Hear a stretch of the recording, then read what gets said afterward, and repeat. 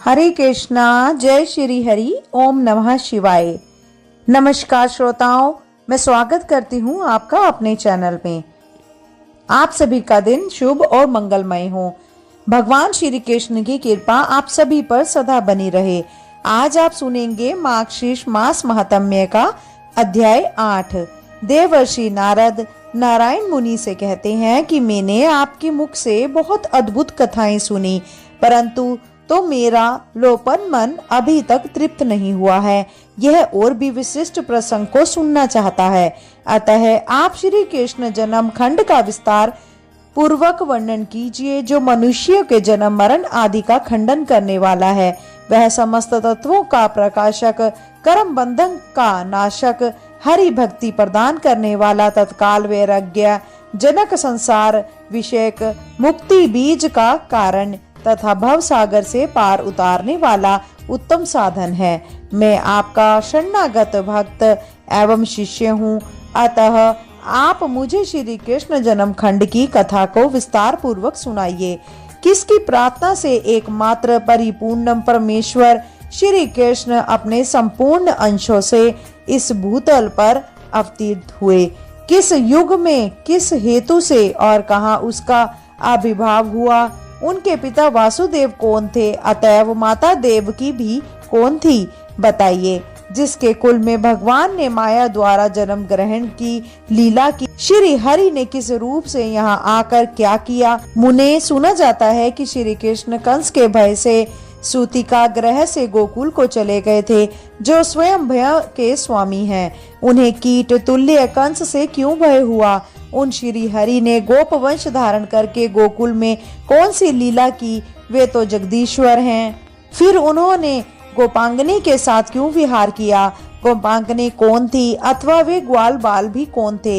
यशोदा कौन थी, नंदराय जी कौन थे, उन्होंने कौन से पुण्य किया था। श्री हरि की प्रेसी गोलुक वासिनी पुण्य वो व्रज में व्रज कन्या होकर प्रकट हुई। गोपियों ने किस प्रकार दुरारा परमेश्वर को प्राप्त किया। श्री हरि उन सब को छोड़कर मथुरा क्यों चले गए। हे महाभाग्य का भार उतार कर कौन सी लीला करने के बाद भगवान श्री कृष्ण पुनः परम धाम को पधारे। आप उनकी लीला कथा सुनाइए, क्योंकि उसका श्रवण और कीर्तन पुण्यदायक है। श्री हरि की कथा अत्यंत दुर्लभ है।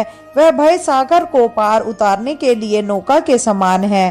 प्रबुद्ध भोग रूपी बेड़ी और कलेश का उच्चालक करने के लिए कटार हैं। आप पाप रूपी ईंधन राशि का दहा करने के लिए प्रज्वलित अग्निशिखा के समान है।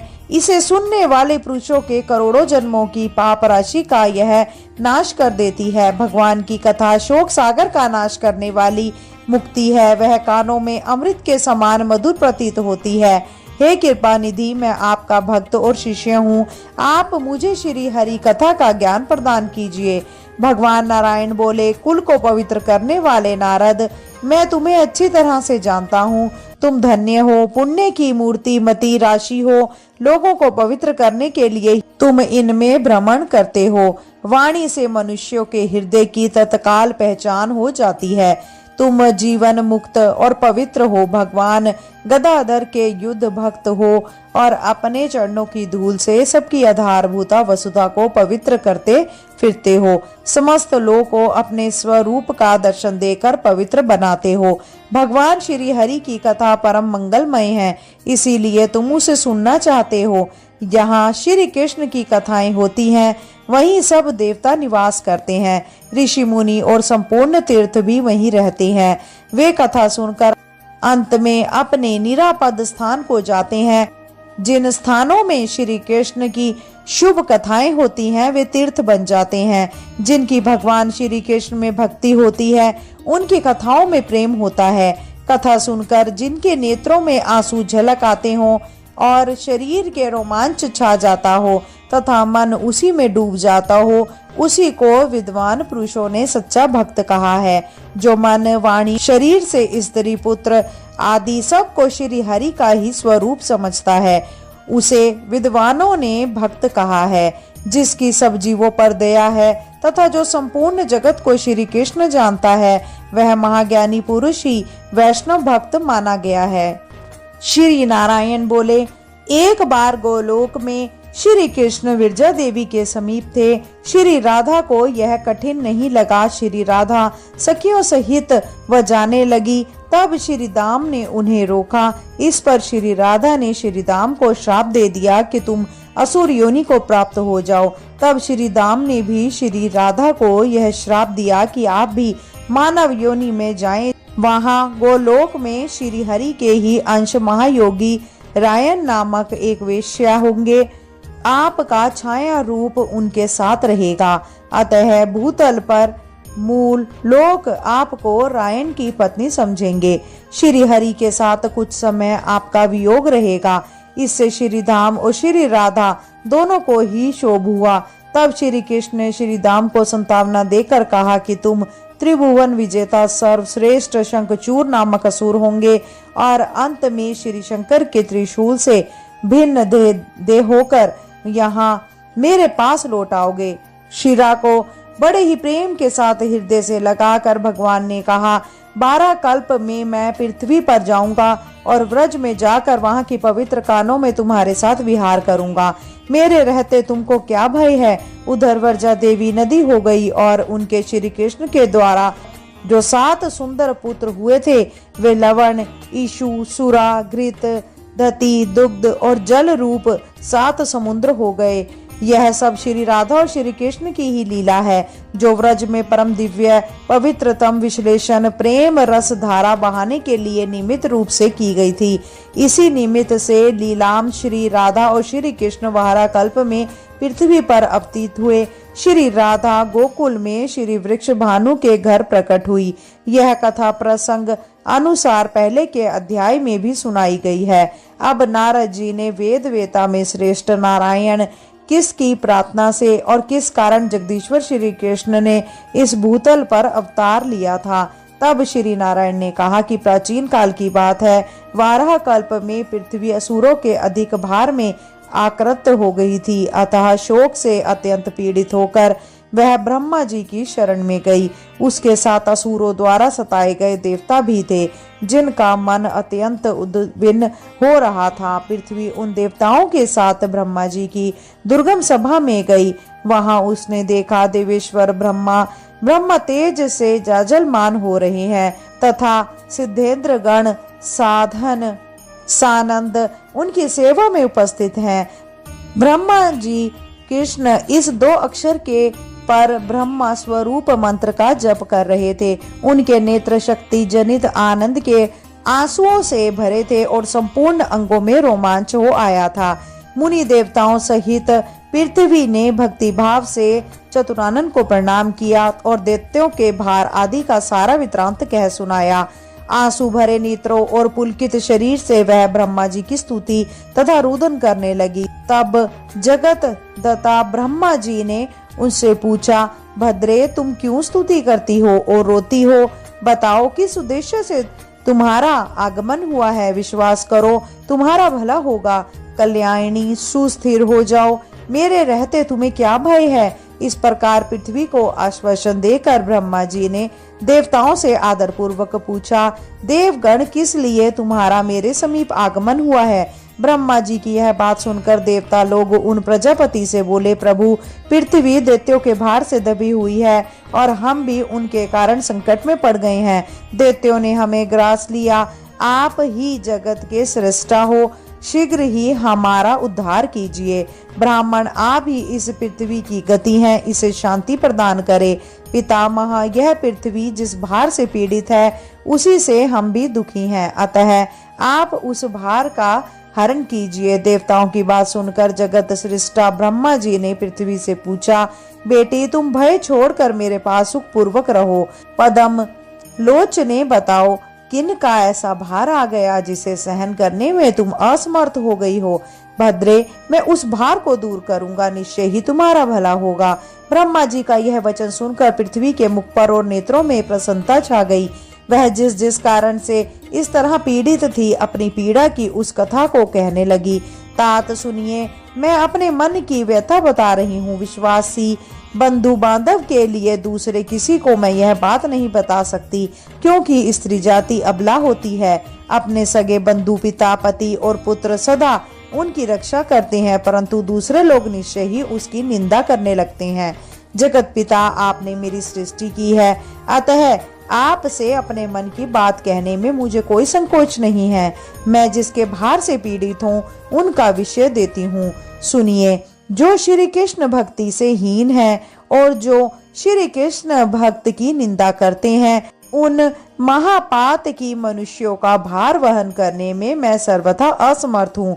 जो अपने धर्म के आचरण से शून्य तथा नित्य कर्म से रहित हैं, जिनकी वेदों में श्रद्धा नहीं है, उनके भार से मैं पीड़ित हूँ। जो पिता, माता, गुरु, स्त्री, पुत्र और पोष्य वर्ग का पालन पोषण नहीं करते हैं, उनका भार वहन करने में मैं असमर्थ हूँ।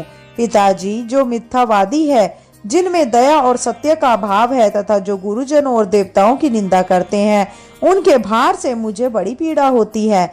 जो मित्र द्रोही, कृतज्ञ, झूठी गवाही देने वाले, विश्वासघाती तथा धरोहर हड़प लेने वाले होते हैं, उनके भार से मैं पीड़ित हूँ। प्रभु, यह सब कष्ट मैंने कह सुनाया, यही मुझ अनाथा का निवेदन है। यदि आपसे मैं स्नात हूँ तो आप मेरे कष्ट का निवारण का उपाय कीजिए। यूं कहकर वसुधा बार बार रोने लगी। उसका रोदन सुनकर कृपा निधान ब्रह्मा ने उससे कहा, वसुदेव, तुम्हारे ऊपर जो दस्यु भूत राजाओं का भार आ गया है, मैं किसी उपाय से अवश्य ही उसे हटाऊंगा। पृथ्वी को इस प्रकार आश्वासन देकर देवताओं सहित जगत धाता ब्रह्मा भगवान शंकर के निवास स्थान कैलाश पर्वत पर गए। वहां पहुंचकर विधाता ने कैलाश के रमणीय आश्रम और भगवान शंकर को देखा। वे गंगा जी के तट पर अश्य वट के नीचे बैठे हुए थे। उन्होंने व्याघ्र चर्म पहना हुआ था। दैत्य कन्या की हड्डियों के आभूषण से वे विभूषित थे। उन्होंने हाथों में त्रिशूल और पटिश धारण कर रखे थे। उनके 5 मुख और प्रत्येक मुख में 3-3 नेत्र थे। अनेकाएक सिद्धों ने उन्हें घेर रखा था। वे योगेंद्र गण से सेवित थे और कौतूहल पूर्वक गंधर्व का संगीत सुन रहे थे। साथ ही अपनी ओर देखती हुई पार्वती की ओर प्रेम पूर्वक तिरछी नजर से देख लेते थे। अपने 5 मुख द्वारा श्री हरि के एकमात्र मंगल नाम का जप करते थे। गंगा जी में उत्पन्न कमलों के बीज की माला से जप करते समय उनके शरीर में रोमांच हो जाता था। इसी समय श्री पृथ्वी और नतमस्तक देव समूहों के साथ महादेव जी के सामने जा खड़े हुए। जगत गुरु को आया देखकर भगवान शंकर शीघ्र ही भक्ति भाव से उठकर खड़े हो गए। उन्होंने प्रेम पूर्वक मस्तक झुकाकर उन्हें प्रणाम किया और उनका आशीर्वाद प्राप्त किया। तत्पश्चात सब देवताओं ने तथा पृथ्वी ने भी भक्ति भाव से चंद्रशेखर शिव को प्रणाम किया और शिव ने उन सबको आशीर्वाद दिया। प्रजापति ब्रह्मा ने पार्वती नाथ शिव से सारा वृतांत कहा। वह सब सुनकर भक्तवत्सल शंकर ने तुरंत ही मुंह नीचा कर लिया। भक्तों पर कष्ट आया सुनकर पार्वती और परमेश्वर शिव को बड़ा दुख हुआ। फिर ब्रह्मा और शिव ने देव समूह तथा वसुधा को यत्न पूर्वक संतावना देकर घर को लौटा दिया।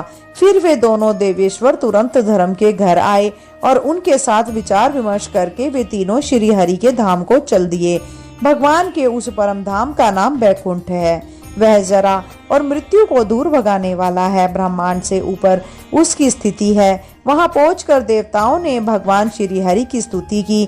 देवताओं की स्तुति को सुनकर साक्षात श्री हरि ने उनसे कहा, तुम सब लोग गोलोक को जाओ, पीछे से मैं भी लक्ष्मी जी के साथ आऊंगा। श्वेत दीप निवासी वे नर और नारायण मुनि और सरस्वती देवी ये गोलोक में जाएंगे।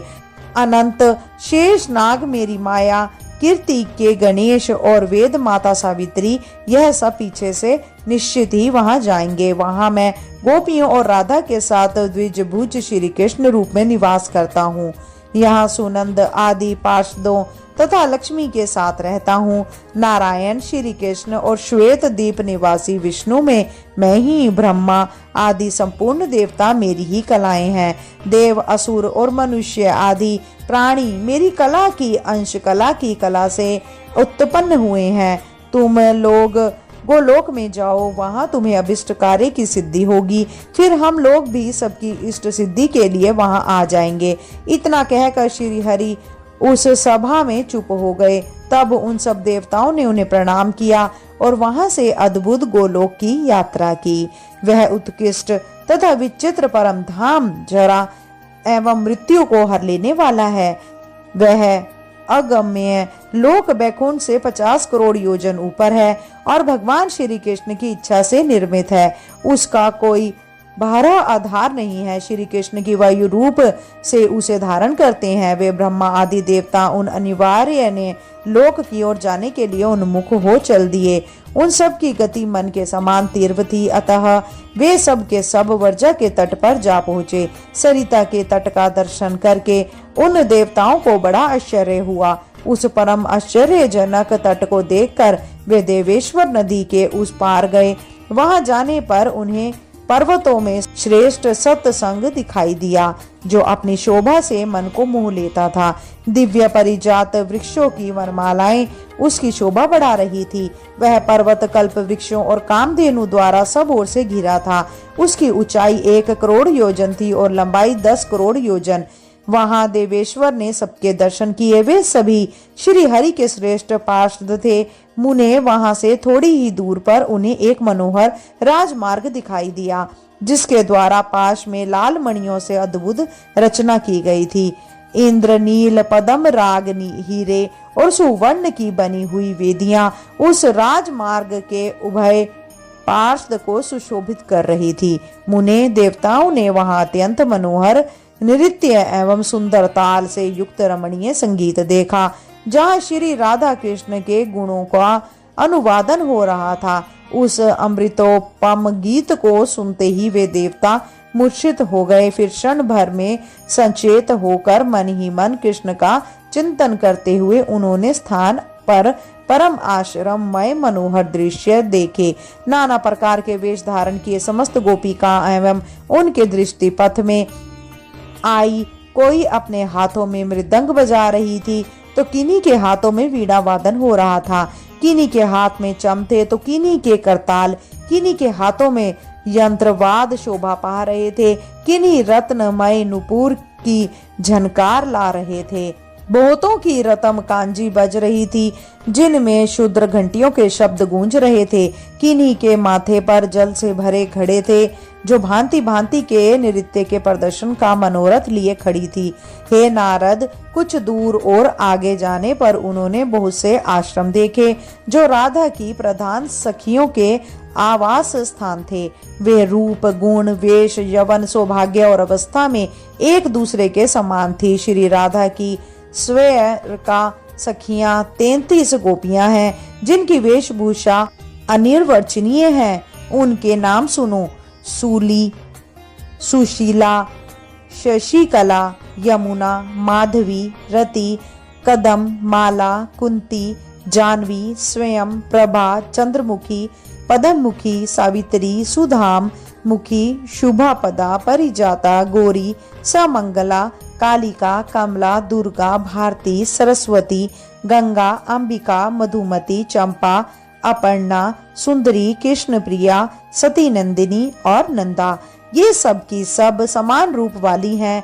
इनके शुभ्र आश्रम रत्न और धातुओं से विसर्जित हैं। नाना प्रकार के चित्रों से चित्रित होने के कारण वे अत्यंत मनोहर प्रतीत होते हैं। उनके शिखर बहुमूल्य रत्न कलश समूहों से जाजलमान हैं। उत्तम रत्नों द्वारा उनकी रचना हुई है।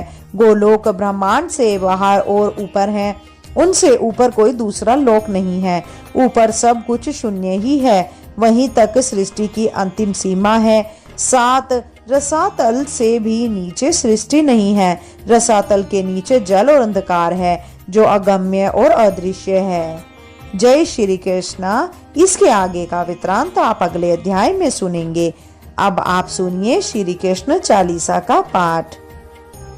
बंशी शोभित कर मधुर, नील जलद तन श्याम, अरुण अधर जनु बिंब फल, नयन कमल अभिराम।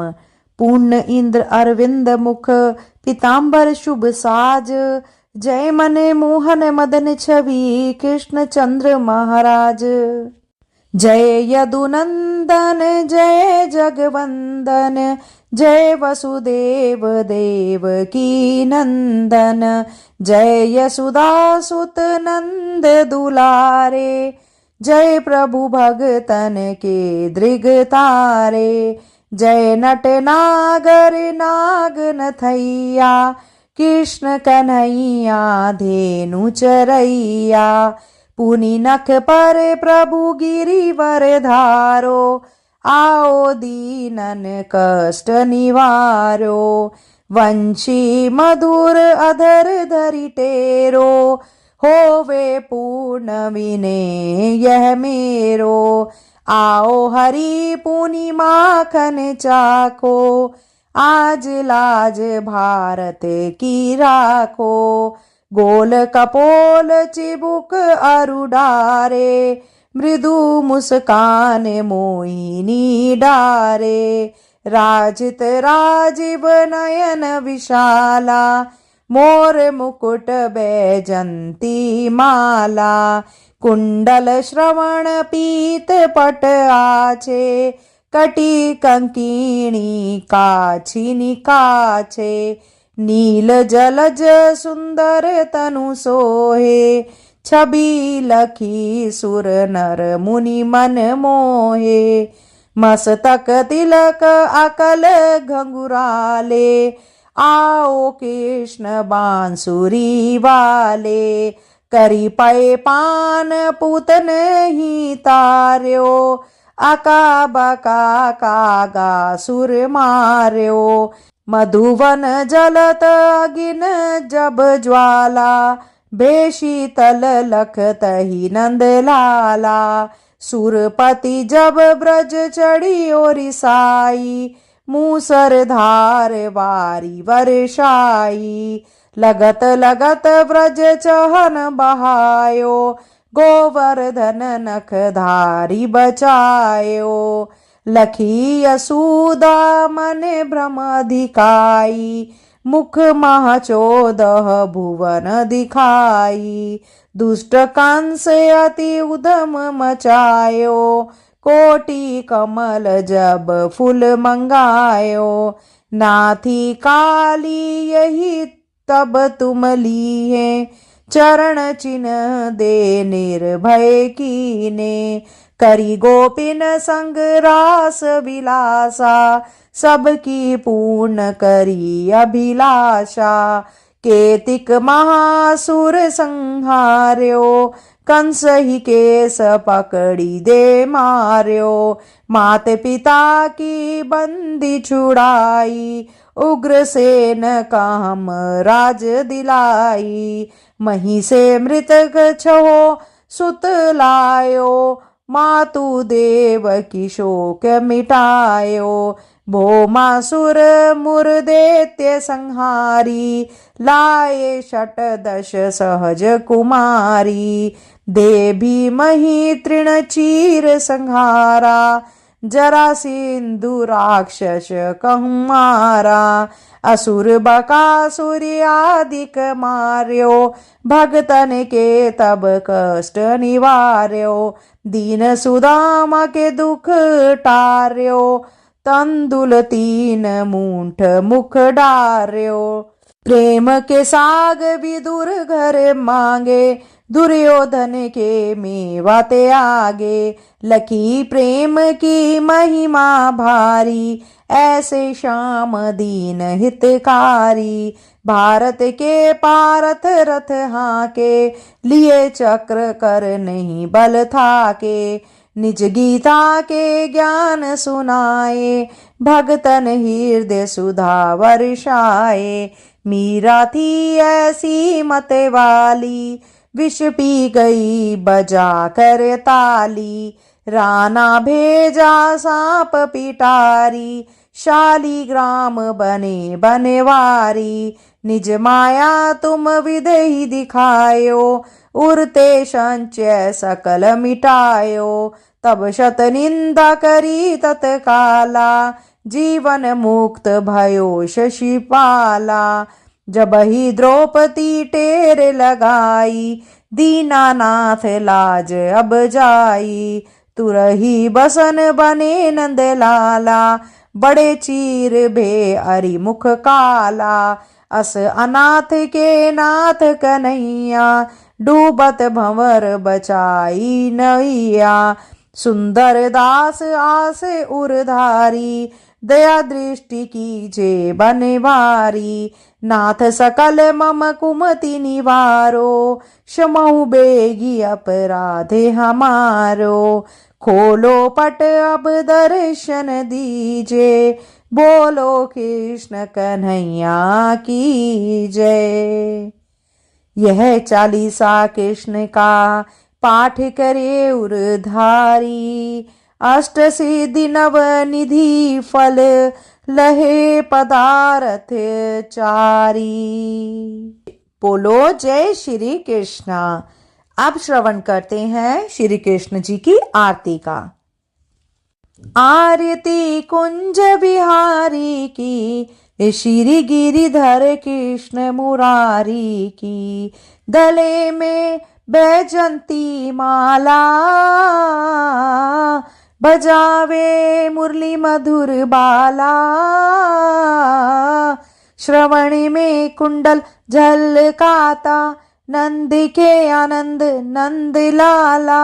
आरती कुंज बिहारी की, श्री गिरिधर कृष्ण मुरारी की। गगन सम अंक कांति काली, राधिका चमक रही आली। लतन में ठाड बनमाली, भ्रमर सी अलक कस्तूरी तिलक। चंद्र सी झलक ललित छवि श्यामा प्यारी की। आरती कुंज बिहारी की। कनकमय मोर मुकुट बिल से, देवता दर्शन को तरसे। गगन से सुमन राशि बरसे, बजे मुरचंग मधुर मृदंग।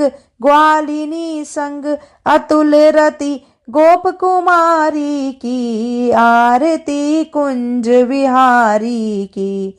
आरती कुंज बिहारी की, के गिरिधर कृष्ण मुरारी की। जहाँ ते प्रकट भई गंगा, कुलुष कली हारिणी गंगा। स्मरण से होत मोह भंगा, बसी शिव शीश जटा के बीच। अरे अग कीच चरण छवि श्री बनवारी की। आरती कुंज बिहारी की। आरती कुंज बिहारी की, के श्री गिरिधर कृष्ण मुरारी की। चमकती उज्ज्वल तट रेणु, बज रही वृंदावन बेनु। चहुंग दिशि कोपी ग्वाल देनु, हसत मृदु मंद चांदनी चंद। कटत भव फंद टेर सुनु दीन भिखारी की। आरती कुंज बिहारी की। आरती कुंज बिहारी की, के गिरिधर कृष्ण मुरारी की। बोलो श्री कुंज बिहारी की जय। राधा रानी की जय। श्रोताओं, आज की वीडियो में इतना ही। मैं आशा करती हूँ कि मेरे द्वारा सुनाई गई यह चालीसा, यह आरती और श्रोताओं, मैं आशा करती हूँ कि मेरे द्वारा सुनाई गया यह वृतांत और कुंज बिहारी जी की चालीसा और आरती का आपने आनंद लिया होगा। अगर आपको यह वीडियो अच्छी लगी हो तो कृपया करके वीडियो को लाइक करके शेयर अवश्य करें। अगर आप चैनल पे नए हैं तो कृपया करके सब्सक्राइब करें। जल्द मिलते हैं नई वीडियो में नई जानकारी के साथ। जब तक के लिए जय श्री कृष्णा। राधे राधे।